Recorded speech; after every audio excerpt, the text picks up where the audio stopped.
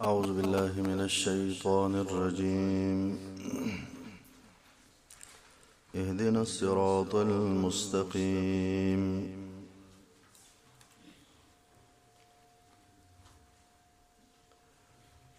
دی سورت کی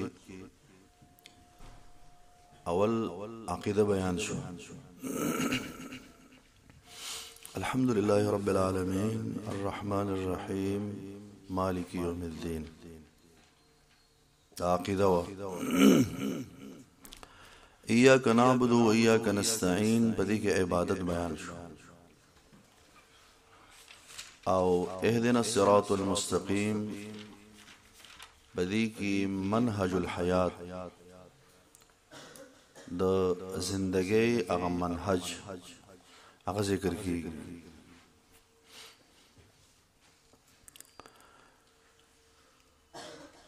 مخیت کی داو چه ایاک نعبد نو دی آیت کی دا دی چه اللہ مستا بندگی کو و چلا توخایا اهدنا دے مناسبت تے رب چه موتوائیو یا مخدا ذکر شو چه ایاک نستعین مونتان امداد غوارو نو اللہ زمان سنگ امدادو کی نو غٹ امداد دا دے چه اهدنا مونتا ہدایتو کا بل یو مناسبت اقدام دے شمخی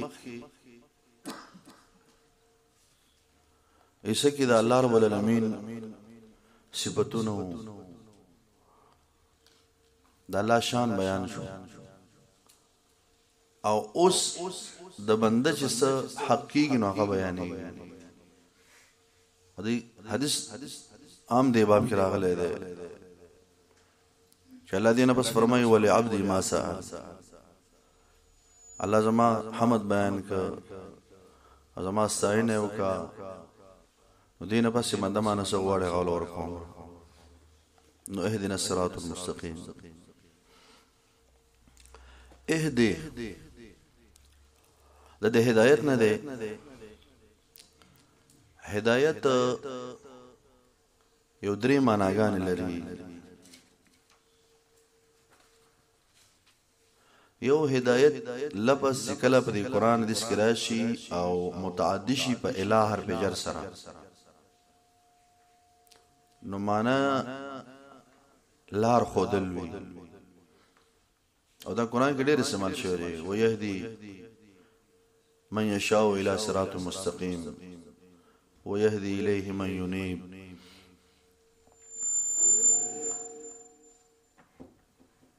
بل کلچ ہدایت پا اعلانا بلکہ پلام سر استعمال شي نو بیا پکی معنی دا پردی چی یو سړی ته تلار مخه چاته او اغلار له بومزه چې دا لار ده او دا قرآن کے استعمال شعر دا مانا ان هذا القرآن يهدي للتي هي اقوم دی مطلب بدای تاسو با ځان به یک بدی دا بل معنا مې بیا به مثال وایم او کله شي بغیر د حرف جر نه یعنی بغیر د الا او د لام نه متعدی شي نو بیا به کې دا معنا پرته راشي لارم چاتوخه لار تم بوز او دغه نه بعد هغه مقصود ته مرسه اوس مثال تا دیو سړی وای چې زدي بازار ته زما نو چرته لار شم په کوم لار شم ته د دې جن لارو کې چې د سرک ته وځه او قبله طرف ته روان شي نو ته صرف لارو خو ده او دا د اله ولا معنا او چې کله ته د الله سونی سی وته چې راځه دغه سرک ته او سرک ته بوم شي نو سرک ته دی ورسولو نو دا د لام ولا معنا او چې کله وته چې ته مسافر سړی کې دی شي لار د غلطه شرازه زه به ورسوم او خاصه بازار ته بوزه نو بیا د هدایت هغه معنا د چې کله دا متعدی بنفسه وی نه په واسطه د هر بجر سره نه دلتم اهدنا متعدی شوی دی بغیر د واسطه د هر بجر نه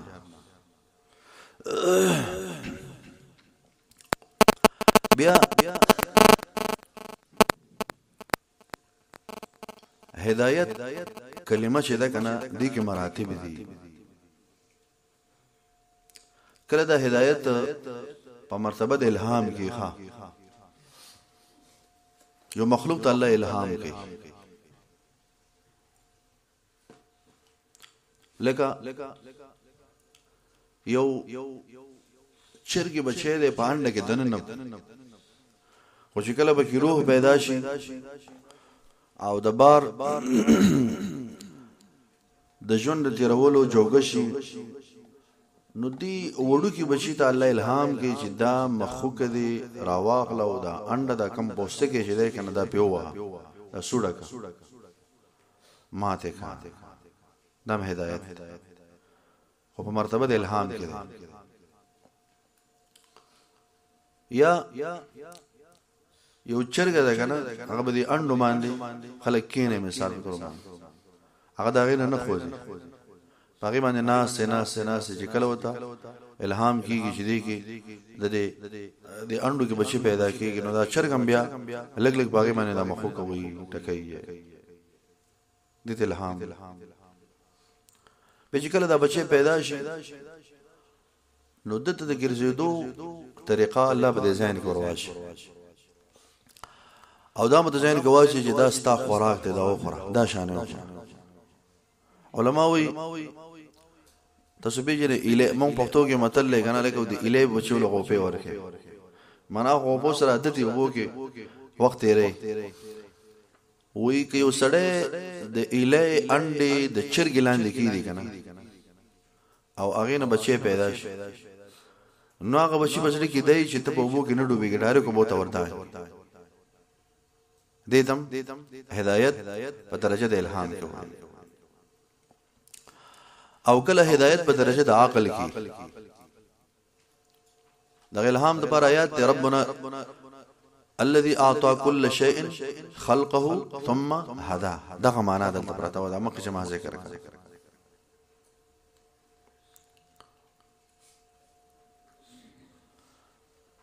دویمه مرتبه د هدایت په مرتبه د عقل کې خلق الله عقل لا کړه دا عقل یو مرتبه د هدایت دلته علماء دا مثال موي چې وهديناه النجدين الله دې ماشوم ته عقل ورکړي چې د مور په سینه باندې ولکې خپل ځان مور بل الله فرمایي اولم يهد لهم كم اهلكنا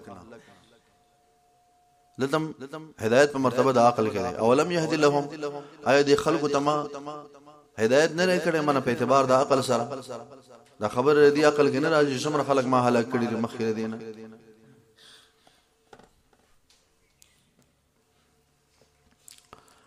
کلا هدایت په مرتبه د النصب بالدلائل کې یعنی الله سره دلائل خلق توخي او غرض دی چې دینه تلار مندکا دا معنی قرآن کې استعمال شوی دی الله فرمایي وبالنجم هم يهتدون استوري چې دی کنه نو عام ظاهري لار ته د خلق معلومه نن سبا دا مسلې ختم شوې دي اوسم په خواني مشران چې کلی کنه غوي به خبره باندې لکه دا پلان کې سورې دا پلان کې مشران موږ یو سړی هغه به یو طرف کې روان دی پته وته نشي چې قبله کم طرف ته نو دا چې ودرېږي او د ګس طرف ته د سلور ستوري راغله د کټ په شکل باندې او دا دوه خپل اولنی دوه چې وو پورته د کولو او د حقیقت دوه چې د معمولی شان دغه په مقابل کې لګ نږدې یو بل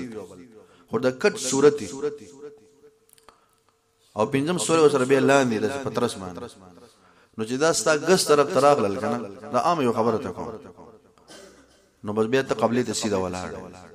او که شاته راغل یا مخامخ دراغ نو بیا قبلي ته سیده نه ولاړ سو مخام بیا محسن دا تجربه وکړي په خوا به خلکو چې سفر کولو په کشتو کې نو التبې د ستورو معلومات کول چې من کم طرف روان کمل روان په طرف ته ګس طرف ته او بخو تاویګ را تاویګ خامخه چړې وړي وروړي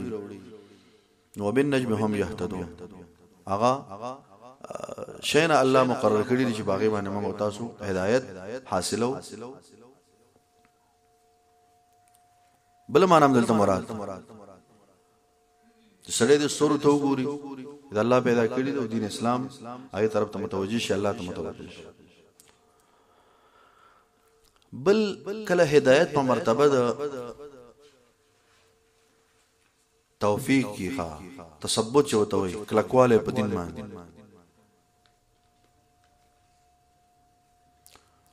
نو والذین جاهدوا فینا لنهدینهم سبلنا الله فرمایي سوچ زموږ بلاره کې مجاهده کی کنه لنهدینهم معنا دا دلتا یو معنا دا چې الله د خلقو د استقامت ورکړي په دین باندې مضبوطه دا هدایت په مرتبه ده تثبت او د توفیق کې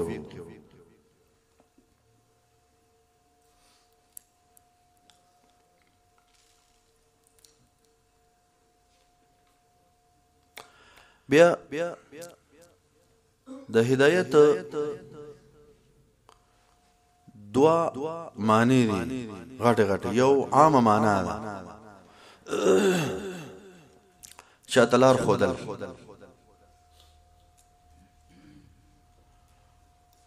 او بل د هدایت یو خاصه معنا ده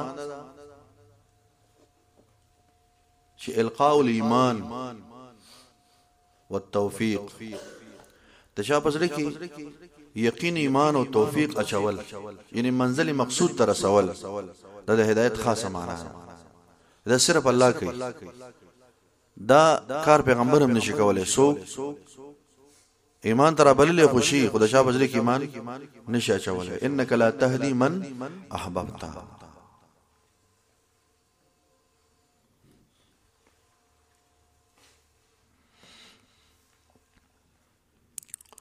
موږ د الله نه غواړو اهدنا یا الله موږ ته هدایت وکړه دا عام معنا نه پښتو کې هدایت ته وایي لا راته وکړه ودلته سوال لې چې موږ به ایمان یو نو مونږ کو تلاوت کو مؤمنان یو څنګه د الله نه هدایت غواړو نو علماء جواب کړي چې دلته د هدایت نه مراد استقامت ده یلا مونږ بدی دین باندې کلک مؤمنان خو یو حدیث کوم دې طرف د اشاره شته سره به دعا وي یا مصرف القلوب ثبت قلبي على دينك یا مقلب القلوب یا مصرف القلوب تشند واغان راغلي قران کې مشتري ربنا لا تزغ قلوبنا بعد اذ هديتنا یلا چې هدایت او کې داغه نه بعد زموږ زړه نه کاګم مکه نو معنا په هدایت باندې کلک کا دلته دا معنا مراد چدا معنا کړي را چې د هدایت زیادت مراد ده چې دنا یلا هدایت خو دې کړي خو دې هدایت کوم ته زیادت وکړه دوړه معنا نه صحیح دي او ځینې علماء دا ویلي چې هدایت دې ته وایي چې انسان د یو عبادت لپاره مقام حالم پیژني داغه طریقې مزده کی او داغه وخت مو پیژني او په دې کې د الله رضا مقصدی دا ټول خبره چې راجم شي نو بیا دې هدایت ته هر یو انسان محتاج دی یلا وسمره عبادت دي او سمره امور دي دینی داغیز د کول او پاغه باندې عمل کول داغه موقع پیژندل او چې الله پر رضا شي دا ټول معناګانې چې راجم کړي دا په اهدنا کې پرات یلا مونږ ته د دین اسلام د هر عمل علم او توفیق او موقع او محل او ستار رضا دا روخه اهدنا کې دا معنا پرته اهدنا الصراط المستقيم. بیا موږ تاسو ټول هدایت ته محتاج یو. نو د هدایت لپاره څه اسباب دي چې هغه موږ تاسو اختیار کړو. زه خلاصه وایم. یو سبب عمده فاتحه ویل منس کول دي، ځکه چې مانځي کې به سړی روزانه وي اهدنا الصراط المستقيم په هر رکعت کې به وایي. خود خوشاله خبره دا غچا ده پاره چې څوک په هر رکعت کې د فاتحه وایي ښا دغه په زمان باندې مدای چې اهدنا الصراط المستقيم، او سړی مانځي کې ولاړ امام بسي او فاتحه نه وایي، دی عظیم نعمت نه خلق محروم دي ښا چې اهدنا الصراط المستقيم نه وایي. او ګم څنګه ولاړ چې فاتحه نه وایي نو به نو سوچونه کوي. دغه سړی خاموش خامخا به زنده شعر راځي. او دا څه دم نه چې د عوام خلک دري فاتحه په معنا باندې پويږي او امام دغه خېشه بس امام سوي زینا خواته ډېر ګرانه خبره. بهرحال یو د مونږ دویم قرآن دی.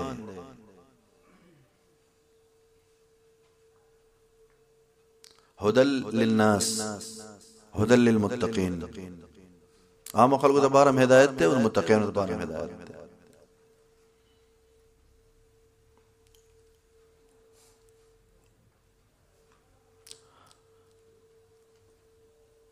دغه شان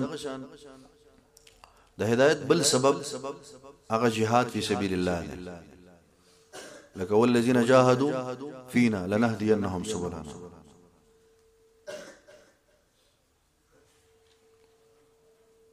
بل سبب د هدایت هغه د محمد صلی الله علیه وسلم تابعداري ده. وان تطيعوه تهتدوا.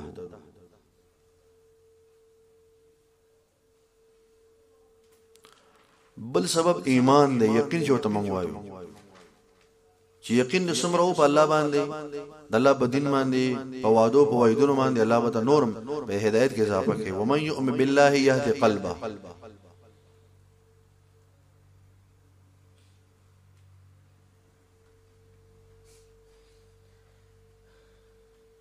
او بل د الله رضا لټول دي.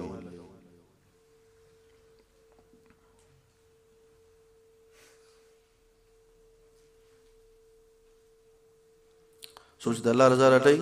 یو آیات ته ځای نه مو ته خدا راضي بکی. الله فرمایي چې زاغتا سبول السلام هدایت د سلامتی د لارو کومه. اتبع رضوانه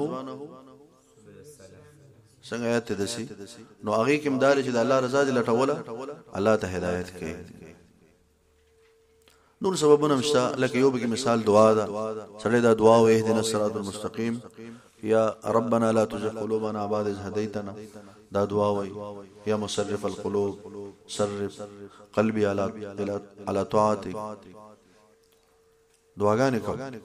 د الله نه هدایت طلب کول. یو حدیث کې راځي کلکم ضال، تاسو ټول گمراه مگر هغه څوک چې زو ته هدایت وکړي. نو بیا حدیث کې دا دی چې مان هدایت طلب کوي. نو موږ ټول د هدایت محتاج یو. دا به انتهایی خسته نعمت ځکه الله د سورۃ فاتحه په مینس کې ذکر کړی. او د سبو چې کله د بنده حق شروع کیږي نو اول